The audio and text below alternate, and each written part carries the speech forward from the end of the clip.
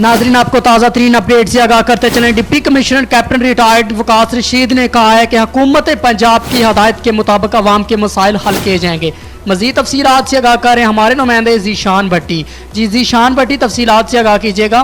जी, deputy commissioner captain retired Waqas Rashid ने कहा, हुकूमत पंजाब की हदायत के मुताबिक अवाम के मसाइल तरजीह बुनियादों पर हल किए जा रहे हैं। तमाम अफसरान लोगों की खिदमत को अपना मशहूर बनाएं, अवाम की तरफ से आने वाली दरख्वास्तों पर फौरी अमल दरामद करें और ज़्यादा से ज़्यादा साथ देने के अंदर किसी भी साल के मसले का हल होना चाहिए। उन्होंने इन ख्यालात का इज़हार अपने ऑफिस के वेटिंग हॉल में अवाम के मसाइल सुनते हुए किया। DCO वकास रशीद ने मजीद कहा, साइल को इज़्ज़त एहतराम से बैठाना, उनके मसाइल अच्छे तरीके से सुनना साइल का बुनियादी हक है। अफसरान को चाहिए वो अपने ऑफिस में आने वाले साइल से अपने उम्दा रवैये से पेश आएँ और इनके मसाइल हौसला से सुने और जितनी जल्दी हो इन्हें रिलीफ फराहम किया जाए। जीशान भट्टी, 29 न्यूज़, विहाड़ी। जीशान भट्टी, आपका बहुत शुक्रिया।